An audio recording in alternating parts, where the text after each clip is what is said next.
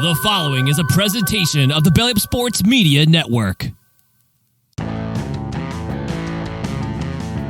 are listening to the 1420 Sports Bar Podcast. 4 beer with a sports talk and a whole lot more. We are part of the Belly Up Sports Network. Listen in as Brent and Dave invite you to belly up to the bar with them to talk about everything in the world of sports, just like you would do at your favorite watering hole. It's sports, beer, and shenanigans, so belly up to the bar with us, grab a beverage, and let's get into it. The 1420 Sports Bar Podcast, 4 beer with sports talk and a whole lot more. Tonight, so episode number 377 on this 26th day of February 2024. Tonight's show, as always, is brought to you by SeatGeek.com and the SeatGeek app. Use promo code 1420pod at SeatGeek.com today and save yourself $20 on your first purchase. Remember, we are part of the Belly Up Media Network. Go to bellyupsports.com for all their great sports articles and other great podcasts such as The Corner Booth, Rising Occasion, and my guys over there at Craft Brewed Sports every Tuesday night there. Mike, Mookie, and Scott put on a hell of a show over there at Craft Brewed Sports. They, if you liked the sports bar talk and not a whole bunch of sports for the first 15, 20 minutes, that's a show for you guys. And they get into sports later on, but that's the one I quite enjoyed. And thank everybody who listens to our show, whether it be on the podcast forum or on YouTube. Thank you very much for making us a part of your day each and every day from all of us here at 1420 World Headquarters. Dave, I was driving by your shack the other day and I saw that, not that it's a shack by any means, but driving by your house the other day and I noticed you still have some Christmas decorations up still. Is that for maybe for just you're just leaving them up for decorations? Are you waiting until next year? Is Jasper just not doing it, or what's going on there? Well, no, it's all the lights are down. We have now, we started last year, like we have hanging patio lights due to the riffraff that tend to lollygag in my neighborhood. Katie and I made the decision to keep those lights on and turn them on every day, just to illuminate the possible shenanigans that might go on our covered deck there. Fend off the derelicts maybe a little bit. And believe it or not, shenanigans have happened. I don't know if I've told the story, the 3 a.m. pillow snatching confrontation I had to have with people. But nonetheless, we have found that now that we have an illuminated deck, there's less riffraff. As to the Christmas decorations, it's just the garland around our posts. We have those columns. We decided to leave those up.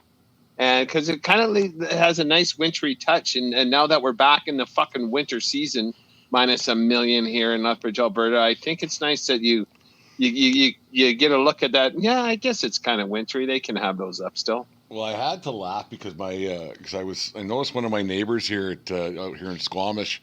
He was taking he had quite a large Christmas display up still up until Saturday.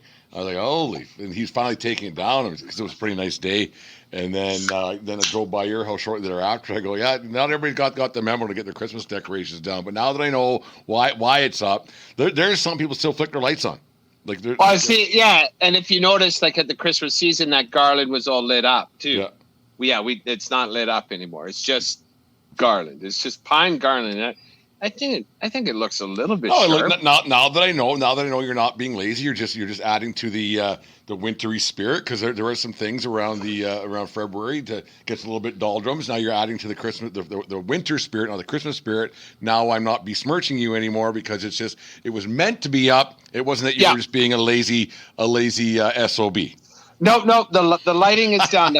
The festive illumination is in storage, and so we just decided to keep that garland up a little bit longer to add a splash of color to our normal dreary Southern Alberta winters. Man, it's last night went out for a drink to just on Sunday night, kind of a cocktail, and the weekend off a little bit, and it was chilly, but it wasn't cold. And then woke up at whatever time today to get the day going, about 5 a.m. I looked outside, I'm like, holy, what the fuck happened here? Snow and cold and blizzard and wind and ice, and it all rolled. Like, it was, last week was super nice. Like the snow was melted off at the baseball stadium on Friday afternoon when I left work. And then it was done. And then today I'm like, holy Christ, here we go again. No shit. Like Jasper had a baseball tryout over at Lloyd Nolan, and they sent the kids outside, the pitchers outside, to warm up. And this was at 5 p.m. on a Saturday. So, it was chilly, but they ain't sending kids outside to warm up at 5 o'clock here right now. This morning, like, you look out the window, it's like, fuck, got to shovel again. And then I take the dog for a walk first, and like, holy Christ, it's cold because there was a bit of a breeze, and it was decidedly unpleasant here in old sunny southern LA. Yeah, it reminds us it's still hockey season. It's going. Hockey season's off to watch a great game last night. We'll get into that a little bit about some guys who you forget played for certain teams, but there's been some pretty decent hockey now that football's over and like now it's just spring training baseball, and we don't really care too much for basketball around here at the 1420 Lamb. But watching pretty decent hockey games over the weekend, and there's one kid that's kind of taking the league by storm, and I don't know if it's like, I don't mind it. I don't know if what his coconut's going to be like in a few years, but this Matt Rempe, for the Rangers rookie, who's been all the rage, and he's kind of reminds me of the guys back in the 90s and early 2000s, just taking on all comers and fighting, and not just little fights either. Like, this guy's chucking knuckles, and he's having some success. He don't seem to be scared to take on the heavy hitters in National Hockey League. Well, he's a monster of a man. I think he's 6'5", 6'6", and he brings a load. And I think he got in a fight. Wasn't his first game that outdoor game with the Rangers and Islanders, and he picked that fight like 2 minutes into the game and held his own against a heavyweight. And now 5-6 games into his career, he's fighting it every other time. And like we say, he's not in a wrestling match doing a couple rabbit punches to the chin.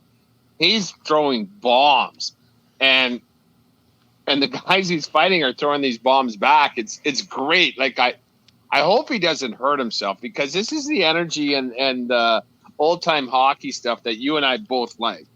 I love a good fight, but I hope this kid doesn't punch himself out of the league before the year's over, because he can't fight at this pace. Yeah, you can't think he can keep this pace up. There's no doubt about that. Like, I like it. You just, like you said, you hope that his health and everything else doesn't get he doesn't get mush brain later on. Cause we've seen it so many of those guys back in the 80s and 90s who CTE and everything else that happens. I don't want to bring a downplay to this, but I like it. Like, it's a hockey fight, and it brings some emotion to a rather emotionless game that most of the time, and you see this guy going, it's on the highlights, and people are excited. And the funny thing is about, like, you can be the I don't want to say the social justice warrior when it comes to fighting, but we've even talked about that in our rage, that you wonder about these kids not fighting, and like you wonder what, like 20, 30 years ago, all those guys were getting injured, but like still the old grit grinders like me and yourself were like, you know what, this is pretty fun. This is fun to watch, and kids are talking about it.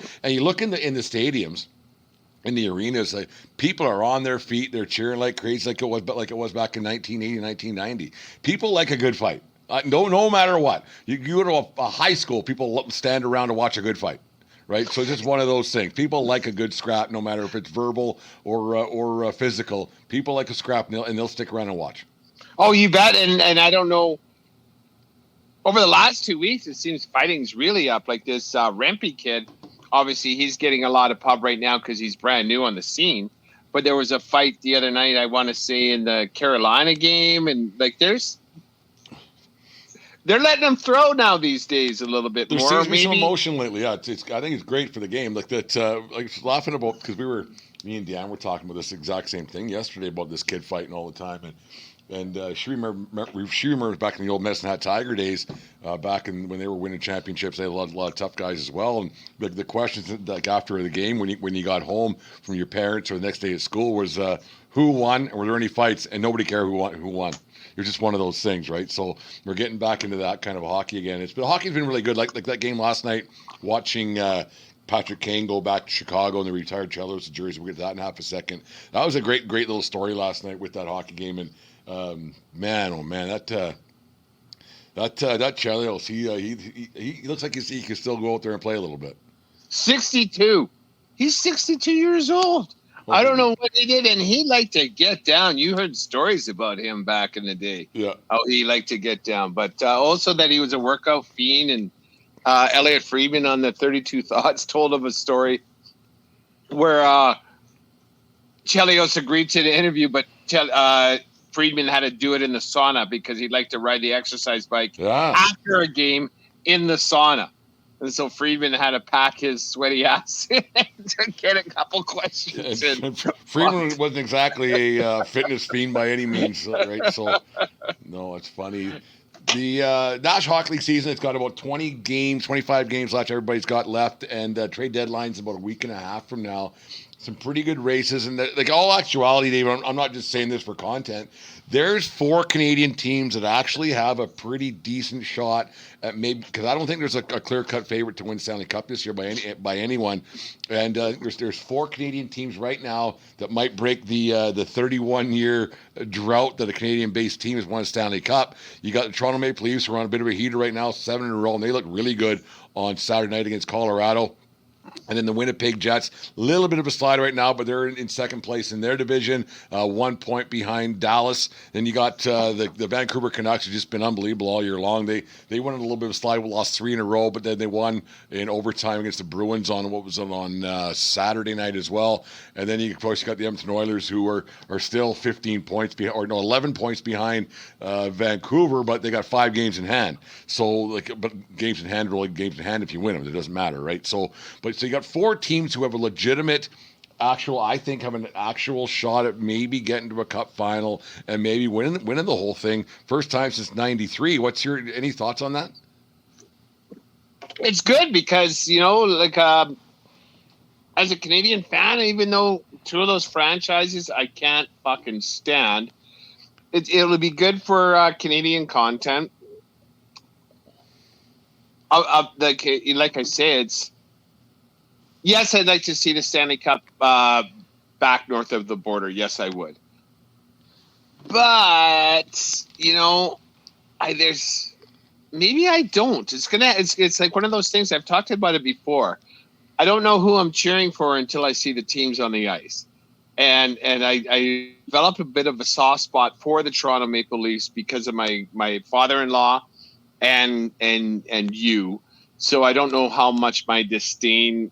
It's going to be interesting to see because it's not like the Leafs are playing any other team I like. So maybe I can throw a little bit of emotion their way. I don't get, like, when the Leafs lose year in, year out, I'm upset for about as long as it takes me to take my jersey off. And then I'm like, whatever. I'm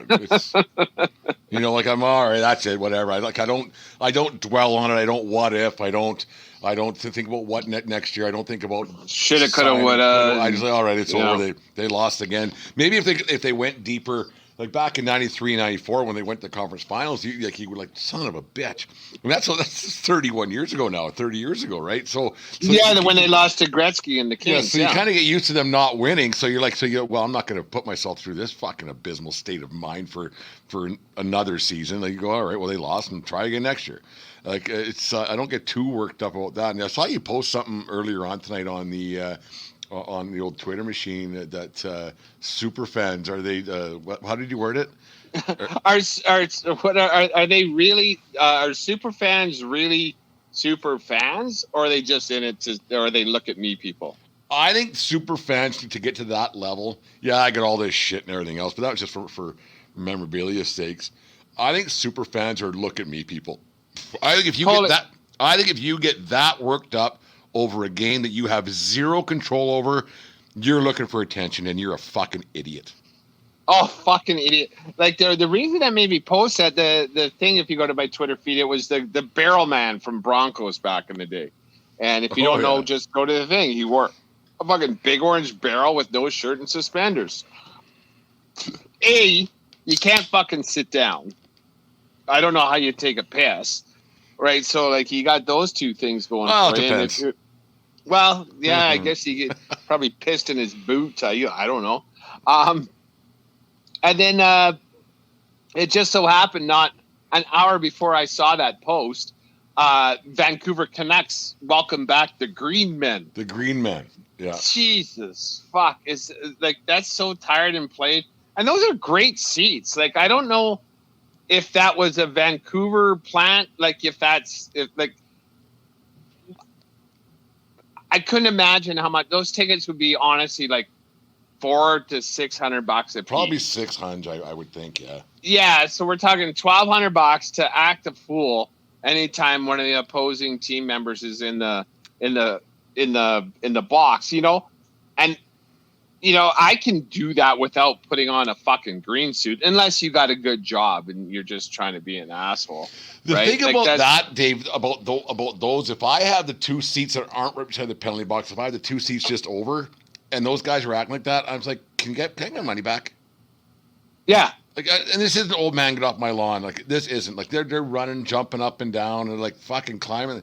And, like, I just want to watch the fucking game. I paid for these seats. Can you please don't? Like, don't. I completely agree. Right? Don't. Like, I'm all for having a good time. Don't. Like, I love having a good time, and I love entertainment, and I love the whole thing. But if usually unless you're a season ticket holder, you usually don't get those seats very often, right? It's a one-off thing, whatever it might be. And actually, even if you're a season ticket holder, you're like, I paid fucking $30,000 or whatever it might be for these seats, and I got to put up with this. Like if it's a one, it used to be every game, but if it's a one-off, it's a one-off on Saturday night. Okay, well, I can forgive it. But if that's my one chance where I get to sit in those seats, and I got these two Spider-Man looking motherfuckers crawling all over me, I'd be a little disappointed. I mean, unless they're nice guys, and then maybe they only get the pub when there is a penalty on the opposing team, on the visiting team. Maybe. I do not know. But, these guys are all professionals, the guys in the box. They're not bothered by it. They probably get a bit of a kick out of it, right? I would rather, I myself, would be just beaking at him through the cracks in the glass. That's what I do, and try and get under his skin that way. But, when you're making a fool of yourself like that, you're making a fool for the cameras. You want people to see how good you are. You want to see how hard you're cheering for the Canucks. And it's so typical Canucks that this is their fucking most recognizable fans. Two jackasses in head-to-toe green suits, right? Like, fuck, what losers. Those guys are losers. Whatever. I mean, I thought it was funny for the first time they did 10 years ago, whatever it was. Correct. Like, yeah. All right. Okay. I wouldn't want that beside me game in, game out personally, but some people might like that shit, and I don't know. It's weird to me. Dave, I'll ask you this question. Out of the four teams that I mentioned earlier, Winnipeg, Edmonton, Vancouver, and Toronto, let's start with the team that you least want to win a Stanley Cup out of those four. I think I might know the answer just from the way you talked about maybe having your father-in-law maybe see his team win a Stanley Cup, and then the way you're talking about the Green Men in Vancouver. I think I know your answer already. But what team out of the four Canadian ones that are probably making the playoffs, out of those four, which one do you not like? You do not want them to win a cup this year, and why? The leader by a fairly significant margin are our neighbors on the West Coast. Vancouver Canuck fan is the worst fan. They're the most myopic fan, and those fucking idiots riot whether they win or fucking lose. So I'd like, for the safety of the city of Vancouver, I hope you lose in the first round, because if you lose in the fucking final Stanley Cup Finals, you're going to burn your fucking city down. You're 3 for 3 on that. So don't fucking tell me you're not. It'll be different this time, and maybe we won't. Fuck off, Vancouver. Like, you guys, you guys can never win it because A, you'll never shut up about it, and B, I want you to not burn your city down. Well, a public service announcement for the 1420 podcast. I agree. Like, they just don't stop. Like, they just don't stop pumping their own tires out there in the West Coast. And not that Leafs fans don't, but we're talking about Vancouver here. They've been to the finals, 2011, 94, and 82. So in there, and they think they came in the league in 1970, I think it was. So in that time frame, they really haven't done 5/8 of fuck all. Like really in the big picture thing. But they got 3 Stanley Cup losses to their credit. Yeah. So, and that's not really anything to really like. It's more than I have, but it's nothing to write home about on the big picture things. And they haven't. And they they've had some pretty bleak days in the '80s where they weren't very good, but they were playing in some pretty good Smythe divisions, obviously with the Oilers and the Flames and the Winnipeg Jets back then. And then you look at what they've done. And just the way they've kind of handled their business the last 5 or 6 years, they haven't really been very effective. They've got a very good hockey team right now, but it's not the players' now fault that the fans are kind of douche nozzly. I guess it's not their fault at all, but it's just that arrogance that I think that Leaf or that Canuck fans have. It drives me a little bit nuts too. It actually, I don't know what it is. It drives me a little bit bonkers the way they tout themselves for whatever reason. It must be something in the air in the Pacific. Like, so for Americans in the Pacific Northwest, like, Seattle Seahawks fans, I think are cut from the exact same fucking cloth. Like, maybe if you don't see the sun for 8 months of the year, then it gets you that little bit of inferiority complex. But Jesus Christ. Like, get a Vancouver Canuck fan and a Seattle Seahawks fan to start talking shit. It's the same person. It's the same person, and it'd be kind of good now because now you got some Kraken fans in there. So now I would imagine the Americans are no longer cheering for the Canucks; they're cheering for the Krakens. Get those two fan bases against each other, and that whole fucking little peninsula on the Pacific coast might go up in flames. If a team moved to our area, I mean, we have one just 2 hours away from us, but let's say if a team moved to Lethbridge, just for sake of conversation, if we got an NHL team or a Major League Baseball team or whatever, are you instantly a fan of that team, or like they got to win your heart a little bit? Because we're old. Like, let's not sugarcoat it here. Like, I don't think I could just change allegiance for my 50 years of fandom just because a new team was in my backyard. I'd be a supporter and a fan, but I'd have my primary. But then, considering I'm divorced from the Oilers, even though I do, like, of the 4 teams, that would be the one I would want to win the cup. It's kind of funny because when you do go to a Flames game, especially if you have the opportunity to go to an original 6, you'll see a lot of Detroit jerseys. You'll see a lot, like, especially Montreal or Toronto. It's like 50-50 because the old boys are there cheering for the team that they cheered for when they grew up. There's always a lot of Bruins fans. There's always a lot of Red Wing fans. There's always a lot of Blackhawk fans. And that, I would imagine these fans that are cheering for the Blackhawks, the original Sixers, they are Flames supporters and they want the Flames to do well. But it's kind of fun to see the team that they cheered for as a kid, as an adult, if that makes sense.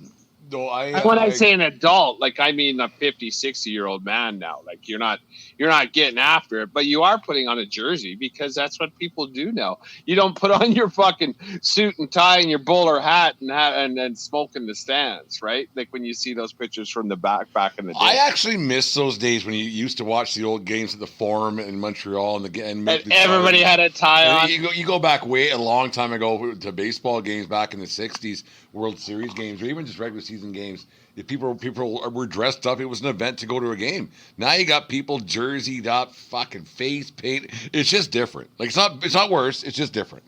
Big titties behind the coaches, with businesses on it. That's one of the funniest. That's good marketing, Dave. That's guerrilla marketing, right?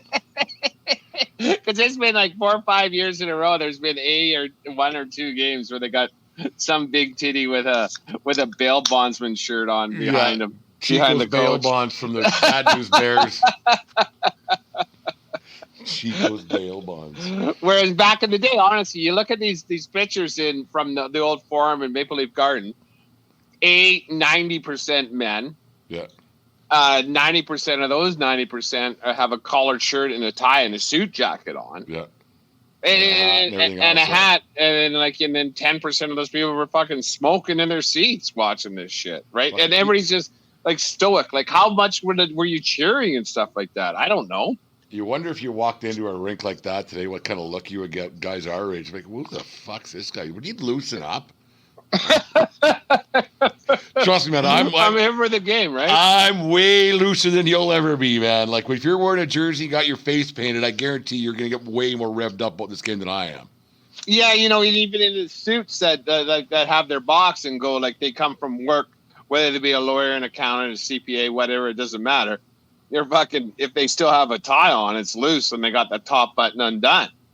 They're relaxing, but like I didn't have time to change. So Number back three in the on day, your Dave. Number three, like number 4 is the Canucks. Number 3 on your list of teams you don't want to win the cup in Canada. Of the 4 teams we project to be playoff teams, this is a toss-up between the Winnipeg Jets and the Leafs. The Leafs I have the long-standing hatred for, but like I said, my father-in-law, it would be kind of cool to see him enjoy a Leafs victory. It really would. And so by the slimmest of margin, and because I love my father-in-law, I'm going to say I would rather – so the Jets would be number 3. Really? The Jets. Yeah. Because I don't care about the Jets. Like this version of the Jets, I don't really give a fuck about those old Howard Chuck, Pokey Reddick, Carlisle, Kachuk, Timo Solani. I like that Jet team. This Jet team really has no This history, Jets team right? is actually the Atlanta Thrashers. Yeah, exactly, right? So there's nothing there. The hometown fans are not really supporting him right now. And Yeah, there is some talk that they're not in desperation mode by any means, but things better pick up. Yeah, exactly. And they play in the smallest rink in the league and in the smallest TV market in professional sports history. Like it's ridiculously small TV market. There's no national following. It's a tough road to hoe. So even though like if this was the original version of the Phoenix Coyotes Winnipeg Jets, I would prefer that. But because of I guess like in the last 15 to 20 years of what's happened with those two franchises and my softening of the Leafs and, all the players I hated back in the day are gone, long gone. They're not in management either. Like, it's kind of funny, all the management that they got running that Leafs team, none of them are former Leafs. Shanahan was not. No, he wasn't. You're right. No. Yeah. Like Wendell Clarkson, the alumni and things like that. But yeah. Yeah, he just kisses babies and doesn't pay for drinks for a day, right? Yeah. When he comes in. So, I'm going to say Vancouver, I don't want you to win the most. Jets, I don't want you to win second. I'd rather see the Jets win one for the people of Winnipeg, because whatever they were one. Like they get a Briar now and then. What's her name? Jennifer Jones going to Scotties now and then with the women's curling, and the odd Grey Cup rolls through there, but they never really won anything. And so that, like, for me, just for that reason, I'd rather see the Jets win, because they got a like their dedicated fan base. I have some relatives out there. That's where my dad's originally out Winnipeg land, out from there, kind of sorta. And I kind of would rather see them win than the other two, just for the sake that they haven't had a chance. And they got a good hockey team. Like, they got a really good hockey team for a lot of years, and they just haven't been able to do anything. So maybe they're not that good. But to see the city of Winnipeg win something, because it's a pretty she's a pretty destitute land. I don't know if you've ever spent a January, February ever in Winnipeg, but I remember out there 1992. It was about this time back in '92, and it was some kind of cold. And so there's not a lot to go on to cheer about in Winnipeg. So I'd rather see them win than the Leafs, the Oilers. They're a little higher up on my list, but that's just one of those things. And like I say, like the fans, the Leaf fans are going to be insufferable, more so, and that's going to be painful for me to take. But once again, this is purely out of the love and the respect, because My father-in-law is getting up there, and he really fucking loves that team, and it'd be kind of cool. Deanne's family's like her brother and father, and her father and the family and the things and the stuff, and they love their Leafs. There's no getting around that. I don't think Leaf fans, if and when, or when and if, however you want to word it, more of an if they ever win one, I don't think they're stupid enough to brag about it the way Canuck fans would. I think that Toronto fans will be a massive sigh of relief, somewhat like when the Cubs won the World Series back in 2016. Exactly, that was the comparison I was thinking about in my head. Because the Leaf fans have been laughed at a lot, and they know that if they finally fall into one, there's been some misery for a long time. I don't think they're bragging, especially with this. Go ahead, sorry. Sorry, especially with this version of the team. Finally, last year, finally, we won a fucking series. Yeah. Finally. And then get blown out the next round. And then so their expectations are tempered enough that they're not going to shoot their mouths off. No, I think they're not. I think there'll be a parade, but I think that there's enough. And the thing is, there's enough old-time fans, like they've been around for a long time, like your father-in-law and mine as well, that have been around for a long time. I don't think that they'll be popping off.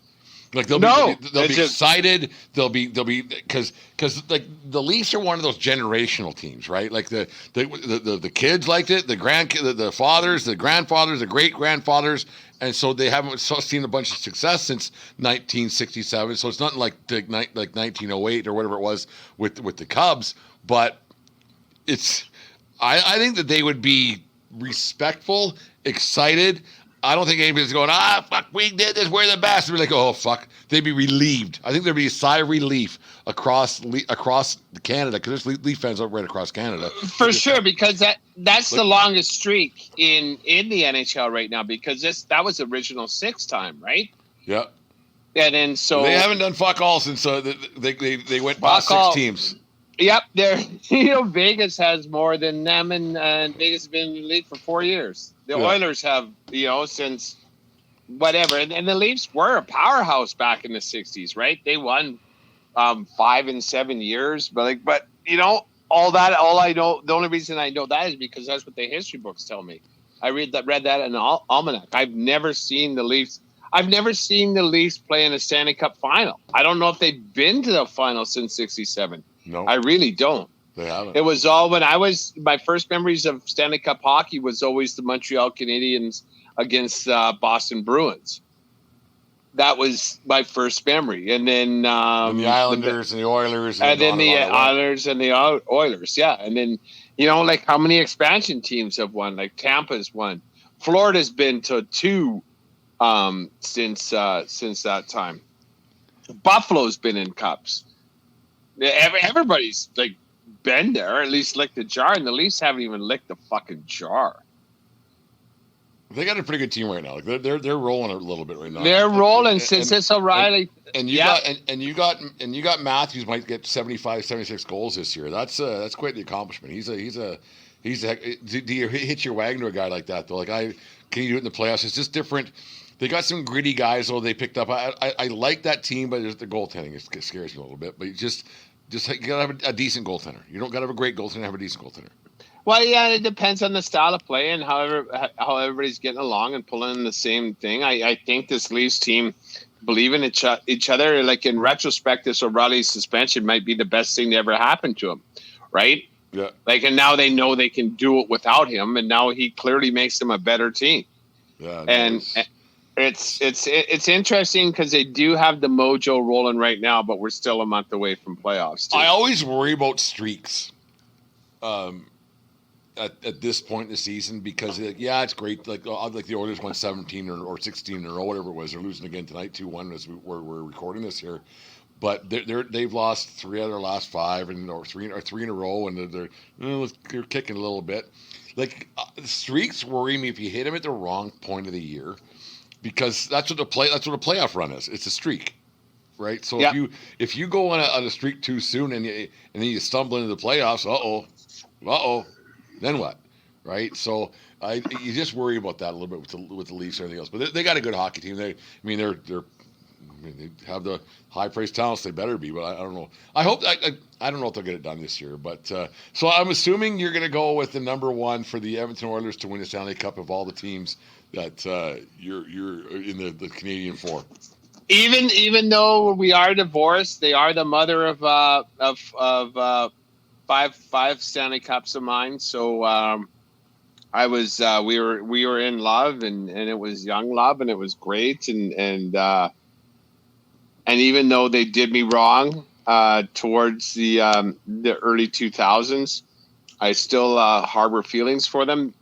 And if push comes to shove, that's the team I am gonna cheer for. I'm not gonna don the jersey. I'm not gonna paint my face. I'm not gonna fucking put a hockey puck on my head and get kicked out of Northlands Coliseum. Puckhead. I'm not gonna do that. But the Oilers is still the team that I wanna see win. What would it take you to let's say a group of guys like Niners and Oilers guys? Actually, you know what? Let's say we're gonna go Niners. He's an Oilers guy, big time.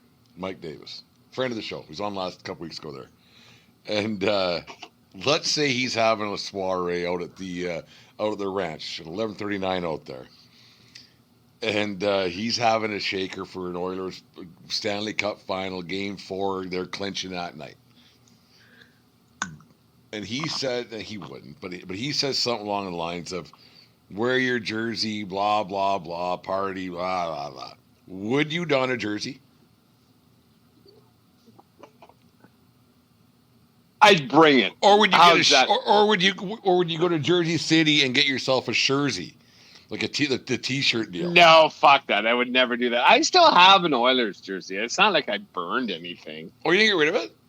No, why would I get rid of it? I'm not a moron. I almost said a bad word. See, once I broke up with a girl or what back in the day, I would throw pictures away. Like, fuck it, I'm done. Oh, pictures of ex-girlfriends? Oh, those are gone. They've been gone, letters gone, this gone. All that kind of shit is gone. Fuck off and stay fucked off. Yeah. No, I have a. Do you know where they are? Oh yeah, I know exactly where it's hanging. Like I'd be able to put it up here. You know exactly where Kaylee put it, in a box underneath the stairs. No, it's actually hanging in a corner of our closet. Like I have a couple things like right. Yeah, and it's one of the dark blue ones. I love that dark blue jersey. I think I really like that. Like that's from the Bobo Doug Wade era, right? I love those teams. Yeah. I love they won a couple of rounds in 2 years. The ones that struck. Yeah, they beat Detroit one year and they beat Dallas one year, and with Joseph in net. Yeah, Colorado, not Detroit, beat Colorado. Yeah, and then so like I mentioned a couple episodes ago when I was going to those games, every year in the playoffs it was either Colorado or Detroit, and that's when I kind of fell in love with both Sakic and Forsberg. Those guys were so fucking good. Fucking good. And the Oilers just couldn't match that, a team like that. And that's why Colorado won 2 out of 3 in that little span there. I might blow the dust off, take it off, put a little fucking spray loads Febreze on it. And if I'll tell you what, I promise you this. I will wear it for every clinching game of the Oilers this playoff season. So none. There you go. No, it's interesting to watch. Playoff time, like in Canada, everybody gets like the first round of the playoffs. Obviously, we'll talk about it in 2 months when it first happened. But the first round of the NHL playoffs is the best in sports, and and that's not just Canadian bias. There's 8 rounds and fucking teams, and they go 6-7 games most times. It's great to watch upsets across the board. Excuse me, I think it's the best in sports, and then it kind of dwindles a little bit, and it goes the on. intensity. Yeah, like there's nothing you more. Can't keep that intensity up. There's no way. And then injuries play a part, and Yeah. then goaltending plays a part, right? It's Football so rare. has 4 games and it's over. And and like we mentioned that earlier as well too. Like maybe they should shorten that first round to a best of 5 just to preserve the health and fucking energy of these players, because you can't play that hard that long. Flying across the country back and forth. It's not like they're flying fucking commercial or riding a fucking train or anything, but still, like just. But still, right. And that's what happened to Florida, right? They ran out of gas, and Kachuk got hurt, and then once your driver, and where are your injuries, and who's going to step up? If passengers get hurt, that's one thing, but if drivers get hurt, that's a totally different thing.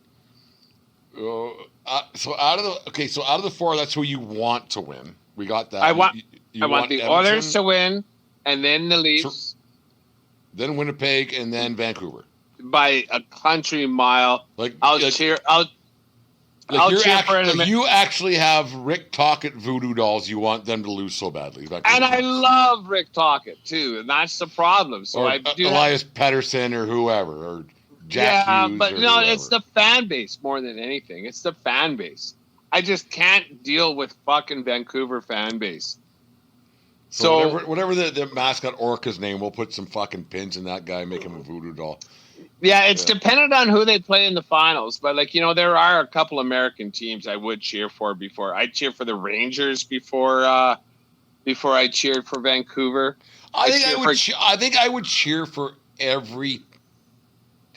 all 4 of those teams with no vesting interest other than the Leafs and the Oilers. Winnipeg I'd cheer for, and Vancouver I'd cheer for. I wouldn't have a vesting interest. Like I'm not setting I'll still watch a Yankee game before I'm turning on I got 4 TVs down here, so the Yankee game will be on the big TV, and then the fucking Stanley Cup final with the Jets and the one with the sound Devils, on. It's on a different one, right? Yeah. No, I'd watch, but I don't know if I'd watch, but I definitely keep tabs. But there's American franchises I would definitely cheer for before I cheered for the Canucks. It doesn't mean that much to me. They're like every team is 50% Canadians anyway, so it's not like more so. Yeah, there's more than that. But out of the 4, who do you think right now on the 26th of February has the best chance of actually winning the Stanley Cup? I would say probably Vancouver's been so hot this entire year. I don't know if they can do it. They have the goaltending. They have the best goaltending. Well, Vancouver and Winnipeg both have the best goaltending. And so on that measure, I'm going to say... Both American kids. Yeah. Yeah. Isn't that ironic? Demko and Hellebuck, yeah. Yeah. I'm gonna say probably... I'm going to say Winnipeg. Because I think Hellebuck's better than Demko, and I don't want Vancouver to win. Yeah, and Vancouver's got some players. They really do, and they're gonna get themselves into a spot where they can sit some guys here and there. Because they're dominating. Yeah, they're really good. Vancouver's really good. And I don't know how much faith I have in Vancouver just because that's the way they are. And Pettersson, I don't know if I trust him in the playoffs, and just that's how it goes. And I like JT Miller, but I just I just don't know. Oilers just tied it up Draisaitl with his 9,000th goal of the year. So it's gonna be interesting to watch how it's all gonna play out down the road. It's hockey's getting interesting again. Maybe because we're just watching a little bit more, but it's getting interesting. Seems to be a little bit of grit in the game for some reason lately. And it's cool, and that's one of the things too, right? Like when we get to the Stanley Cup semifinals, it's going to be back. Well, I guess it could work out with a wild card, but like Vancouver and Edmonton are going to play in the second round, right? Yeah. It's like it used to be, right? Like it used to be that way too, right? The best teams would just match because you'd have there was the Smythe division. The Smythe, the Norris, the Adams. Smythe? Yeah. Smythe, Norris, Adams. Oh. Come on, Dave. You're better than than Norris. Did we say I Norris? said Norris. Smythe, Okay. Adams, Smythe, Norris. Adams. Quincy. No. Adams, Norris. Oh, geez. I'm sorry. This is going to bother. No, I should you can't remember it either? I'm not Googling it either. No, neither am I. Well, think about it. I got to stop thinking about it, and then I'll think it. I'll think about it. Smythe? Clancy? King Clancy? No. No, that was a trophy. Because the Smythe was the Flames. The Norris was the Leafs. It was the Detroit, Chicago. The Adams was the Canadians and the Bruins. And it was the Patrick division, yeah. And the Patrick division had the Islanders and the Rangers and the Flyers, the Patrick. That was done with no Googling. Trust me, for those not watching on YouTube, there was no Googling. Me and Dave are smoke coming out of our ears. And it was the Campbell Conference versus the Wales Conference. Yes. It wasn't East-West. It was Campbell and Wales. And that's right. How the All-Star game was, too. Yeah, no. It was better with Wales. Yeah. When the Norris, the Snorris division. Oh, right, because Edmonton, Winnipeg, and Calgary beat the shit out of each other. Yeah, and then you'd get to whoever won the Norris, and it would be a 6-gamer with, honestly, 8-2 games. Edmonton just, oh, Christ, would just... Because I remember them playing Chicago back in the day, and they just kicked the living shit out of Chicago. Fucking Darren Pangs and that just getting lit up. Eddie Belfour kind of gave him a little respectability, but then it was just he could only make 82 saves a game, right? Yeah. You're still going to let in 4. No, it should be a lot of fun to see all that play out. No, I hope a Canadian team gets to the finals at least, but the problem is that 3 of those 4 teams we just mentioned are all in the Western Conference. Yeah, so... Yeah, well, so I guess by that kind of logic, 3 of the 8 teams that make it out of the West are going to be Canadian teams. So maybe who knows if Winnipeg can hold on. Well, what's crazy about that, Dave, is that we in Canada it would be a ratings bonanza for CBC and for Sportsnet, but in the States, if the Leafs are playing the fucking Canucks. Or the Leafs are playing the Oilers in the finals, there ain't nobody watching. If Winnipeg plays if Winnipeg is playing the Leafs, no one's watching. If Winnipeg, nobody. If Winnipeg, you might get people watching McDavid because they know who he is. But average Joe hockey fan, it's not even on at the fucking Yankee Tavern North in the Bronx or Yankee Tavern in the Bronx. That game's not on TV if it's Winnipeg and anybody. Winnipeg, Carolina. Nobody's watching. Gary Bettman would just take his cyanide pill and take a nap. The fix would be in. Hey, if it came down to old Jerry Bettman would be sitting there. If it came down to, oh boy, really? Yeah. Winnipeg's up 3-1. They aren't winning. We're gonna make sure this is happening because that would be a wreck. Awful. That would be awful. I don't know what the Carolina because TV the thing market is. We can't even watch Winnipeg games on a consistent basis here in Canada because it's blacked out on TSN. So that's why, my Sportsnet. No, because they're a TSN team. So, okay. so their home games don't get played. You get the odd one here and there, but it's so we don't even get to watch games from Winnipeg. It's not like I'm traveling to fucking Winnipeg in fucking February to watch them play. They're blacked out. Yeah, no one's doing a roadie there, right? Even from fucking Calgary, I don't know if there's a direct flight. You might have to stop in fucking Moose Jaw. There's just Regina. The fucking 20-minute layover in Regina.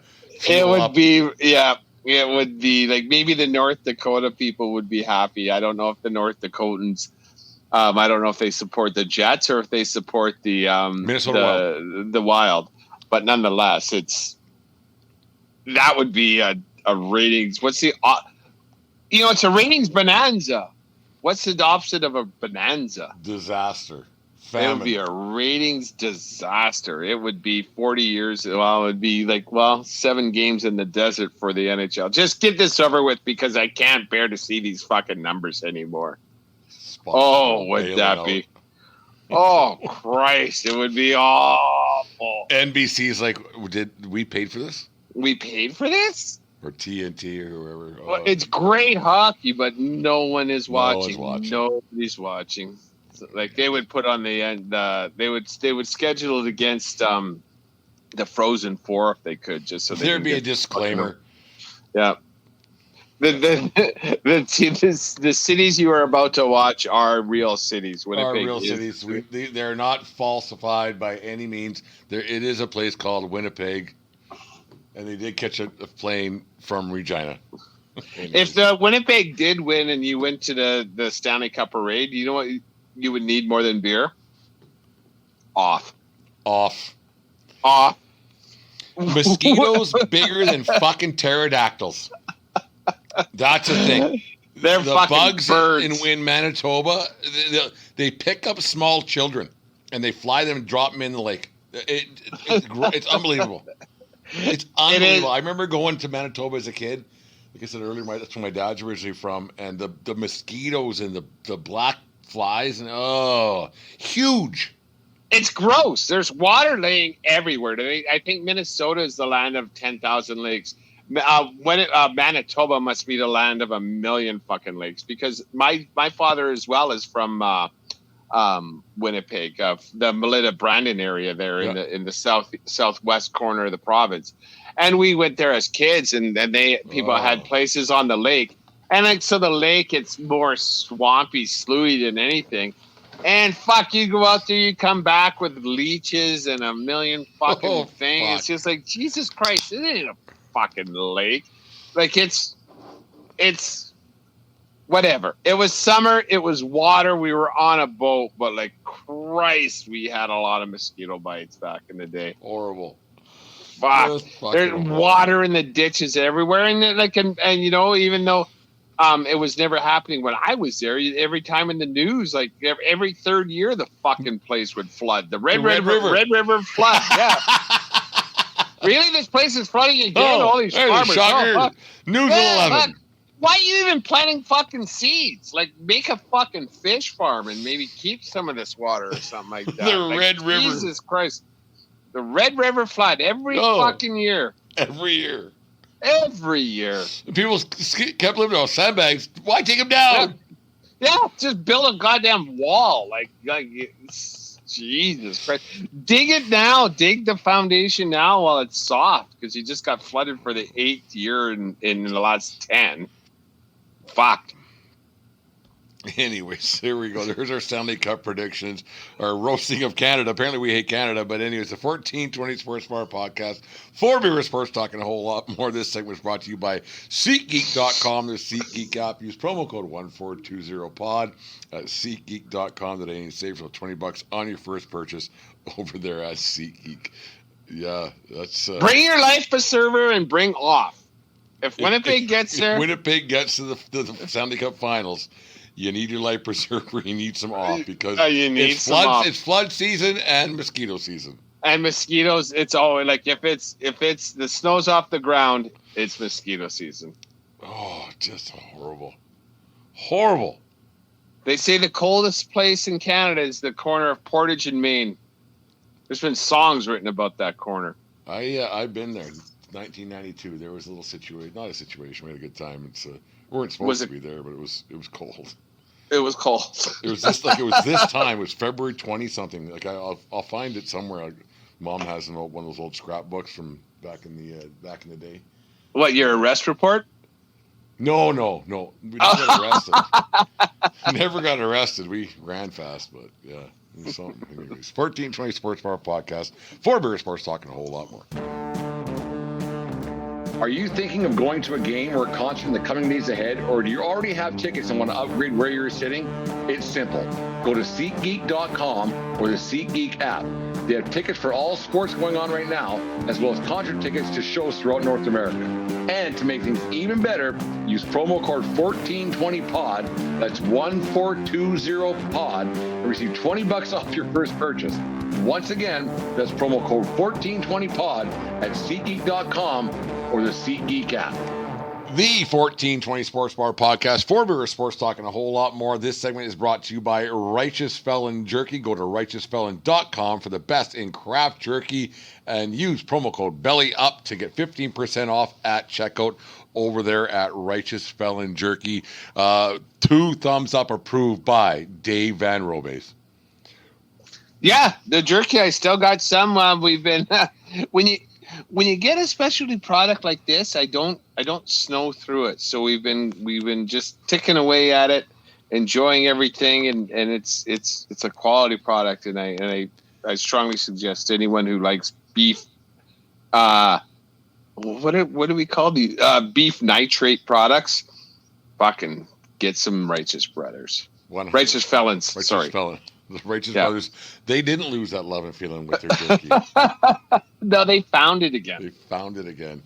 Dave, like I said earlier on, I was watching that Chicago Blackhawks game last night against the Detroit Red Wings. Patrick Kane, homecoming, going back to Chicago. First time since he got traded over there, and 3 Stanley Cups and on and on. Detroit legend, obviously, that he's going to obviously get his jersey raised up to the rafters there at United Center when it's all said and done. But one thing that made me laugh, and I don't know, it's just to myself. Sometimes you get thinking, you forget about things. But a guy that I forgot. And now, just hear me out. Because he had such a good career after he left Chicago. I forgot that Chelios played in Chicago, and they were raising his jersey to the rafters. Because he had such a great career, 2 Stanley Cups, 2 or 3 cups in Detroit. I was like, oh yeah, Chelios was in Chicago for quite a long time, and he kind of has a Hall of Fame career by playing for the Blackhawks. I forgot. I totally forgot about, because he played in Detroit at the end of his career for 7 or 8 years, 2 cups, on and on it goes. I totally forgot that he played that he played for the Blackhawks. Because I remember him when he first came in the league with Montreal, Norris Trophy, and went on and on, 86, I think it was. He won a cup there that year. Yeah, I totally, he had a Hall of Fame career in Chicago, and I totally forgot.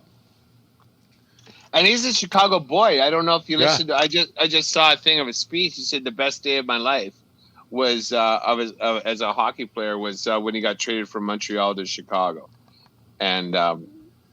He played. I looked him up too, and so he played. Jesus Christ, that That man played forever. I think 6 years in Montreal, 8 years in Chicago, and 7 years in Detroit. Do you know? And then I did look it up today. And where did Chris Chelios play his last professional game? As wearing what jersey? I want to say it was either the Atlanta Thrashers or the Chicago Wolves of the AHL. No, it was... Or the Motor City Mechanics in Detroit. As a minor leaguer. No, it was his last game in the NHL. He was a member of the Atlanta Thrashers. Crazy. And I didn't know that. Like, what... Because the Thrashers were only around for like 2-3 years. Like, they didn't last very long at all. No, it was 10. No. Oh, yeah. Bufflin, Kane, they were... Bufflin, Ray Ferraro Kane, was there at the expansion draft. Heatley played there. Yeah, right? he was there.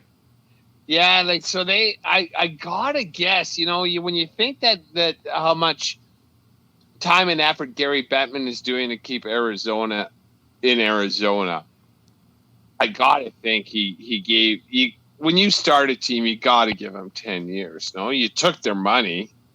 I don't know how that works, but like, because Heatley got in that car wreck and then he was gone.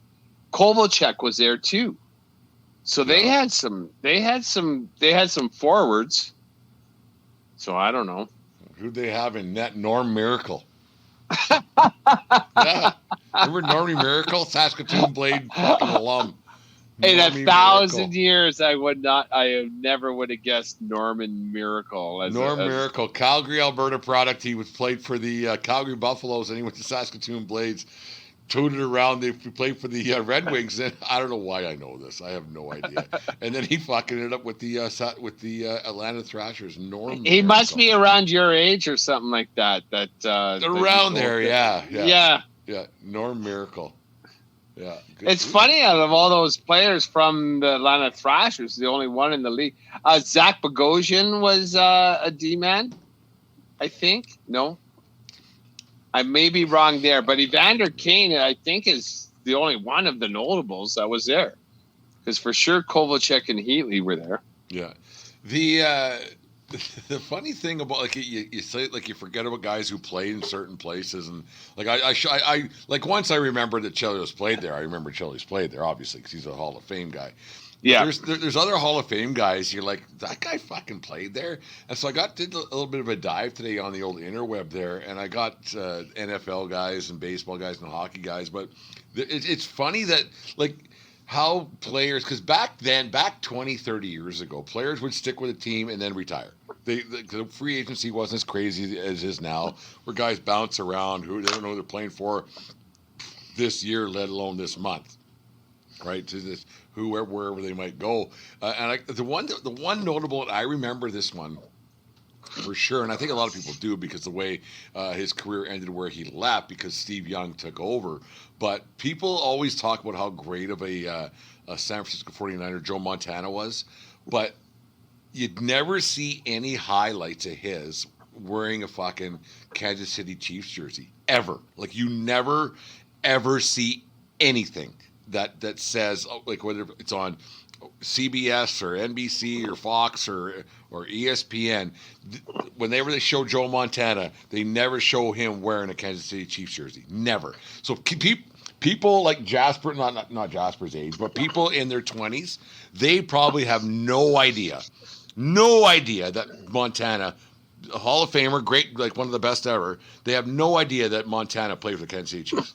No. Yeah, like for 4 years, and obviously, like, that's when I was consuming as much Denver Bronco football as I could, and he managed to fuck us over a couple times in the regular season. I don't think Kansas City has ever beaten the Broncos in the playoffs, which was the one solace I took. But fuck, Joe Montana was clutch. He was so clutch, and it was fun. Him, and to add on to the exact point, who was the number one running back he was handing off to? Number 32, Marcus Allen. Jesus Remember Al Christ. Davis? Al Davis got a fucking pissing match with. He literally benched Marcus Allen to play Bo Jackson, and for the last 2 years, former USC Trojan Marcus Allen, yeah, and then so Marcus Allen. Joe Montana was poking fun at OJ's wife too. That sort of little situation there. But anyway, it's another situation. Well, we haven't rubbed OJ Simpson for almost a year on this show. I was going to be one of my goals of mine. OJ's on my list. Let's finish talking about Marcus. Marcus Allen. We got to find it. We got to get OJ back on the list once a little bit more than we used to. Yeah, Marcus Allen and got in a pissing fight, and then so he went to it's just so weird to think that in the AFC West, Joe Montana was handing it off to Marcus Allen as Kansas City Chiefs. Yeah. And they both had very productive years, not I guess like a nice cherry on top of their Hall of Fame careers. They weren't pity hires by any means. They were productive players, but Marcus Allen is a Hall of Famer because of his career with the Oakland Raiders. Yeah. And Joe Montana is a Hall of Famer because of his career with the Niners. And they were on the same team together in fucking Kansas City. Just forget about that. Like, it's. I mean, obviously, people are a little older, but you just forget about that. The one that I caught today that I remembered it, but then I never would have thought it, was Emmitt Smith played in Arizona his last year. And I'll take this to my I know you think he's overrated. I get.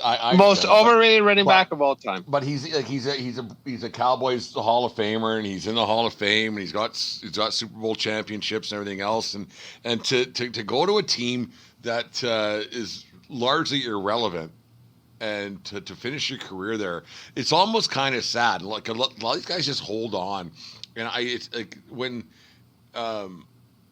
the old Def Leppard song, "It's better to burn out than fade away." I think fading away is better than burning out because, like, when you're a legend with it, especially some of these guys we've been mentioning, they're legends in the game, in the sport, and when it's over, it's over. Like Montana still had some things to offer, obviously with the Chiefs because he played for 4 years. But like if you go for 1 year and hang out, like if Brady didn't win that one Super Bowl with Tampa, uh, he probably would have held on for another year, right? But he got that one, and like it would have been a bad look at the end. I mean, but 6 Super Bowls or 7, whatever it was, is a different. You can't really compare it to anything. But some of these guys, they just don't know when to go, and like you're a legend in one town. Like you can go from a hero to zero pretty quick. It is true, and it's so tough, and we're seeing it. We're seeing it so much now with the running backs, right? Even when they get traded or move or they're just not as good as with that second team. And then obviously of all that we see all the time now, the running back position is the one that has the shortest shelf life. There's guys like, and I know the Broncos had a couple, and these aren't the big names that I'm talking about, like Brian Dawkins from the Eagles finished his career with the Broncos. John Lynch, GM of the fucking 49ers, he finished his thing. Dawkins with the Eagles, and Lynch was with the Tampa Bay. And these guys they're getting old, and like in football, like once you start getting old, you start getting bad, and I think that's the cruelest sport where age just decides immediately for you that you're not as good as you thought you were. Well, we brought up Wendell Clark's name a little bit earlier on about the Leafs back in the 92, 93 when he played with the Leafs, and he got traded for Matt Sundin, and then he ended up getting to Quebec. Then he ended up in with the Islanders. Then he ended up in Chicago, and then he was in Tampa, and he went back to the Leafs. Like he's a Leafs legend. But there was that little span in there where, like, what are you doing, man? Like it's like Wendell Clark's a Leaf, right? Like yes, he's a Leaf. But all those little stops in between, it kind of tarnishes. It's not his fault, but like there's a lot of these guys just keep holding on and holding on. You're like, dude, like fuck, you're done, man. Yeah, you are done. But like why can't I make an extra $1 million a year? Like back for like I don't even know if Wendell Clark was making $1 million. It's like it was back in the day. Like a good on it if somebody wants to sign them to contracts, good on them. But sometimes this is, I guess a full bank account's a better judge of what's going on in your life than the court of public opinion, right? Like. If someone wants to keep paying me, I'll keep doing it. Yeah, because why not? Because when I looked it up about Chris Chelios there, the Atlanta Thrashers were the last NHL team he ever played for, but he only played 7 games. Like it's just like Jesus fucking Christ, what am I doing here? Do you think that was it? It's only 7 games, like so I don't know. And like he had a stint in the minors, and this was when he was Detroit property. So I don't know if he got traded or got released. I do not know. He played with a buddy of mine, a guy for the Motor City Mechanics during one of those strikes. I can't remember what year it was. 97. When were the strikes? There was one in 94. I think I still have it on my history here. Just keep talking and I'll find it. And so a friend of mine, Blair Manning, was playing for the Motor City Mechanics in the United Hockey League, and Chelios was one of his teammates for a while. In 04-05. It was 04, yeah, for the Motor City Mechanics, and a friend of mine who played there, and he said that Chelios took care of everything. Like he had their bar, the bus was taken care of. Chelios wanted to play, and Kevin was it Kevin or Darian? Darian played for them as well. And because he was playing in Detroit as well, he said, "Yeah, there's Chelios just took care of things, and we didn't have any fucking money, so we're making fucking $3,000 a month playing fucking quasi pro hockey, right? So But I guess, but you know what? When you love playing, why not? And you're a contributor. Like he played games. Like fuck. Like yeah. So in 09-010, he had 46 games with the Chicago Wolves in the AHL, and then he played 7 games with the Thrashers, and then he was done. So yeah, it's a career though. He played in Moose Jaw in the Saskatoon Junior Hockey League. He played for the Moose. Yeah, for the Moose Jaw Canucks. Yeah, in 79-80 was his first year. So he can. And then I don't know if I saw an excerpt of his speech. He played in the for the University of Wisconsin. Yeah. Because that was the closest good team to Chicago, and he just wanted to be in Chicago. Like and good for him. Like he did it his way. He didn't give a fuck. He was a nasty prick on the ice. We hated him. And we all hated him though. Like he was great player. Yeah. Like him and Claude Lemieux.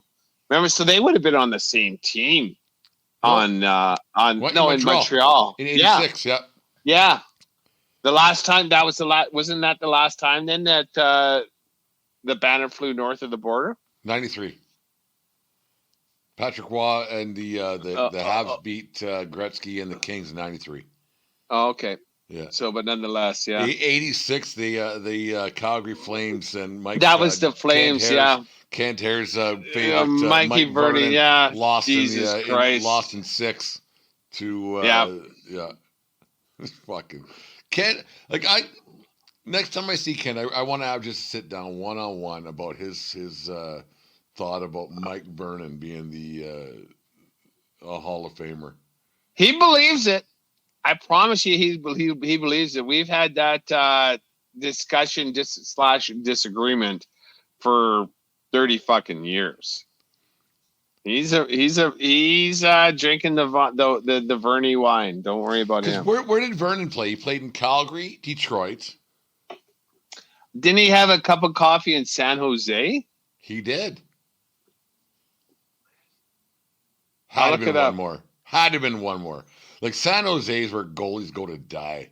Yeah. Just fucking get a car. But that's a good gig, eh?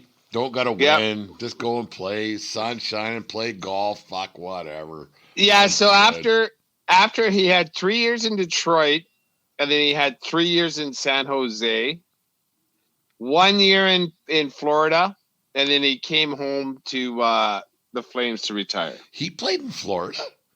Yep, 34 games in 99. Never would have known that. Neither me. Like, and as we're talking about players like this, and like I say, like he's on my list, so I want to make sure we get to it. O.J. Simpson. Where did O.J. Simpson play the last 2 years of his career? He was a Buffalo Bill, and that's where he got the 2,000 yards. And yeah. I can't even picture him in this jersey, but I knew it to be true. San Fran 49er. He retired as his last NHL. He's from there originally, San Fran area, I think. Well, I think he's from LA, isn't he? Or is he an Oakland guy? I thought he was white. To act. Well, that's what he said. I'm not black. I'm not white. I'm OJ. Like, all right. Okay, I'm OJ. Okay, yeah. Yeah. Yeah. But no, OJ finished. He played the last 2 years, 1978. But he's a Buffalo Bill. But right. He's a Buffalo Bill. He's even now, well, yeah, he's a Bill. But I honestly, when I think of OJ, I think of him as a USC Trojan first. Yeah. And then as a I think of him as something else now, but not as a football player. Yeah, sorry, as a football player. This is football specific. I don't like when I think O.J. Simpson, I don't think football player right off the top. Not anymore. There's a couple of other things that come to mind for some reason. Yeah. That 1 year in Buffalo in 1973, he averaged 143 yards a game. That's crazy. Oh, That's he's an all-timer. Don't get around that. He's an all-timer. Yeah. It's he was something else. Well, he's something else, all right. Anyways, He's a one of a kind. thank God. Thank God. Yeah. We can do this all night long. Like one of those things. Oh, the juice was loose. The juice is loose. It's too bad he had to be a killer. Allegedly. Alleged.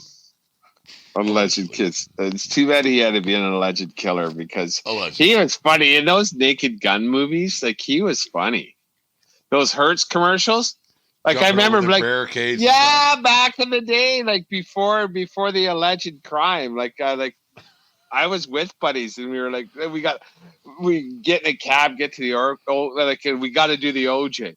Right. And that was for the Hertz car commercials. Like, so those of you that don't remember, just do OJ Hertz commercial. Yeah. They were awesome. Excuse OJ me. Was somewhat legendary. He was legendary. He was legendary before he was, what's the word I'm looking for? I know what exactly yeah. Yeah.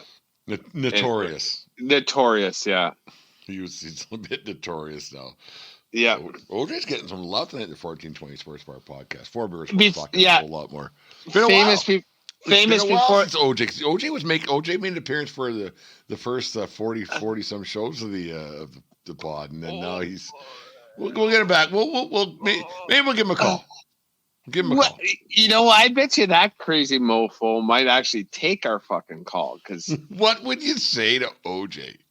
Like we're nobodies. Like we're not nobodies. Our families love us. Our parents, all of us, like we're good people. We have friends and families and things and jobs and blah blah blah. But if for whatever reason, if we reach out to OJ and he agreed to come on our podcast,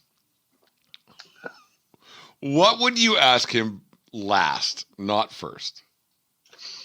Last? Where's your Heisman Trophy? I think it's on Ron Goldman's mantle, isn't it? I think so, yeah. My first question would be, when did you know you were better than anybody else? So what's the question in the middle? What was winter like in Buffalo? Oh, you would be a straight-laced reporter. Well, like, I'm not here to break fucking news. We all know he allegedly killed 2 people. I think I might get breaking news. Yeah, you think you're going to get him? I think I would break it down. If you did it, OJ. No. Like. So you wrote this book. Hey, no. Here's a question. Why the fuck? How did fucking Kato Kalin ever get in your fucking house? That 2-bit guy. Like, what did he have on you? Was he just your coke guy? I bet you that's what it was. Kato was probably his coke guy. Yeah, we should find a way to make this happen. Well, you can. Yeah, let's DM him. I don't know if what account I'm gonna do it from, but he's not doing fuck. He's fucking chilling and golfing in Florida. Like, isn't he? Well, that's Dave, all that guy does. Dave, if he was guilty, he would still be in jail. That's what they tell us. That's what they tell us. That is what they tell us. We'll work on that. Anyways, the 1420 Sports Bar podcast, 4 Beers Sports talking a whole lot more. Dave, finish it off tonight. Fun little show here we pieced together. What do you got for a little would you rather or whatever the fuck we call that thing now we got going on? The vacation party visit or vacation party visit. I actually party visit vacation. Party visit vacation. So here's it's a would you rather now. Like, and I like would you rather. Yeah, it's a would you rather. Like, so we touched on it earlier on today, and with that thing that I posted on, like, that's why I kind of posted it on as a teaser to my would you rather with that fucking guy wearing a barrel at the Broncos games. Would you rather get front row 50-yard seats to a Denver Bronco game as a fan? Yeah. And I want to put it that way because there is going to be some cold games. Yeah. Free tickets, but that's what you got to do, or just watch every game from home. What would you rather do?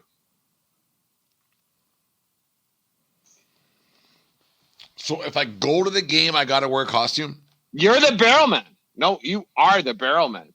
No, like you got to wear that. You got to wear that fucking barrel with no shirt and be on the 50-yard line. Like, but with the best seats in the house, right? 2 rows, like front row, 50-yard line. Well,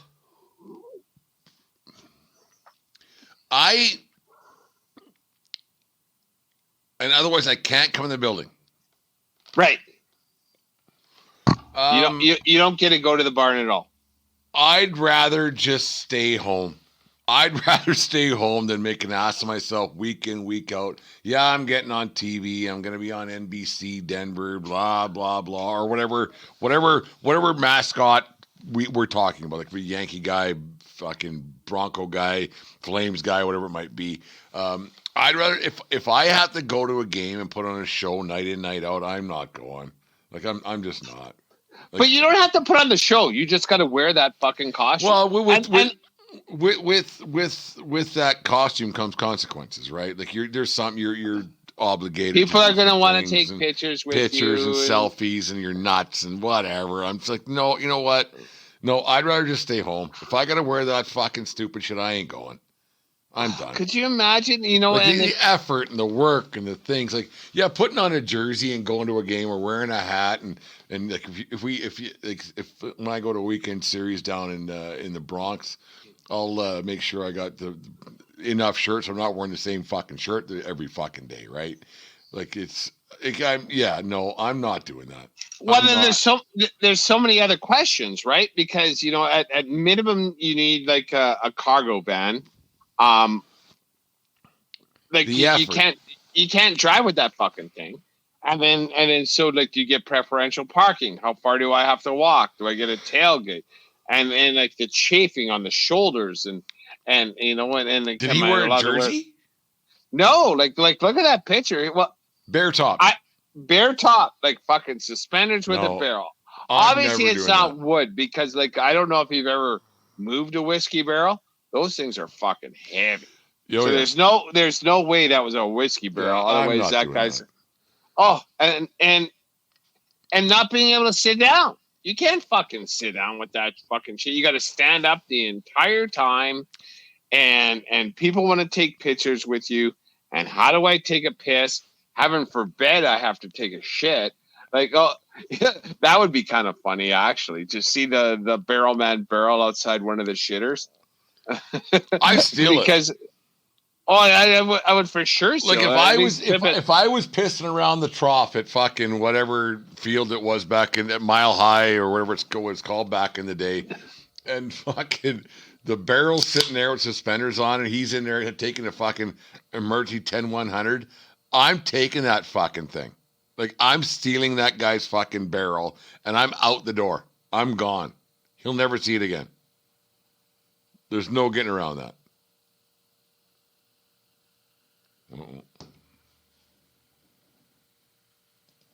100% if he leaves that barrel sitting around outside of a stall or a urinal, he's taking an emergency 10-100, I'm stealing that barrel. I'm putting it on. I'm going to wear it for about 15 seconds and then take a bunch of pictures with some people and I'm leaving it fucking wherever. I'm not leaving. I'm just rolling it down the plug. I'm not leaving with it on. I'm leaving it wherever. Yeah. I'm like, whatever. Or give it to some kid. Go. Have fun with it. And my answer, like I wouldn't want to do it, but if my team was good, like back in those Elway days and then possibly in the Manning days, my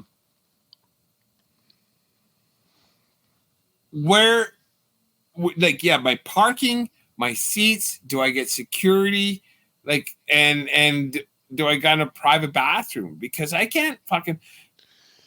But I'd love to be a super fan. But why would a team who didn't ask you to do that? Why would a team give you the money to fucking do it? What do they care? Like, hey, don't put it on anymore. I don't give a fuck. Yeah, I get it. So there's 80,001 people compared to 80,000. Like, you're not bringing people here. Yeah, you're not the draw. Like never once. Maybe Crazy George back in the fucking early 80s. Remember him? Maybe Crazy George was bringing people to a building. But fucking super fan face paint guy, or that Raider fucking guy with the Road Warriors fucking shoulder pads on, they aren't putting people in the seats. Nobody cares. What was his name? Max Patkin, the Clown Prince of Baseball. Yeah, for minor league people, he would bring people for minor league games. He would, yes, because people it's an event. But the fucking super fan in the fucking stands, nobody's paying admission to watch that fuckhead. Like we talked about earlier on, we talked about the Green Men. Yeah. All right, you're here. It's added, but we don't care. I guess it is added enjoyment if you dig on that thing. What about something like why do all these fucking teams have mascots? Like because kids like mascots. Oh, okay. Kids like mascots. True. Yeah. What about something like the San Diego Chicken? Now that was an adult mascot, right? Like and I guess an innovator, right? Yeah, I like the San Diego Chicken. Yeah, San Diego Chicken back in the day was good. Is there still a San Diego Chicken? I don't think so. No. Yeah, I don't know either. Actually, you know what? I'm going to find out, and I'll get him at the Henderson State at Spitz Stadium this summer if he is. Maybe we can have both him and OJ on at the same time. OJ and the chicken. Fuck, that would be that'd be a wide variety of questions. The San Diego Chicken was kind of the innovator, like as a not just a goofy fucking thing with a hat. Yeah, it was someone that was active and getting at shit and doing it. And same with that Max Patkin. Like without the chicken, you don't have the fanatic. Correct. And right. Max Patkin, the Clown Prince of Baseball, was fantastic. He was on Bull Durham. Yeah, you bet he was. And I was cutting some shit today for the game day show. And And I remember seeing him as like an 8-year-old at a Lethbridge Dodger game. I remember seeing that motherfucker. Yes. Fuck, I gotta bring him back to Spitz Stadium. If it wasn't, I'm pretty sure he's passed on. Yeah. But I remember seeing that guy at a Dodger game. Yeah. No, he was. Yeah, no, that was great. And baseball and that's one thing we're trying to do. But we'll talk about that later. Yeah. The chicken. Yeah. The mascots are different than super fans. Yes, correct. Without a doubt. Yeah. And like super fans like Putty and Seinfeld. Like those idiots who put on the fucking costumes at Raiders games. Fuck off. Oh, yeah. The Legion of Doom type stuff. Like, fuck off. That shit away. You know?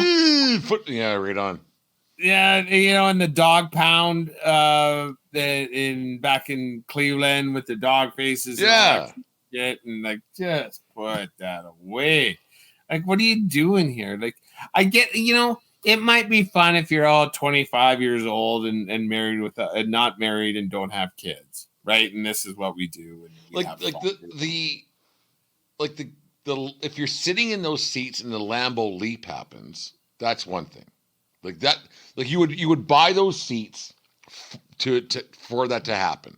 Yes. Like, hey, this is great. You're not buying a seat next to fucking stupid face guy. Yeah. I don't like the face spinner. I get it if you're guy. Like, in the balcony and you're like 6 friends and you're all like in your 20s and you have t-shirts and spell different names and stuff like that. That has some charm and it can be somewhat funny. Right? But like, the fuckheads who are there game in, game out, wanting the exposure, fuck off. Fuck right off. There was that Kansas City Chief fan, who was a super fan, and he was robbing banks to support his super fan lifestyle. I know nothing about this.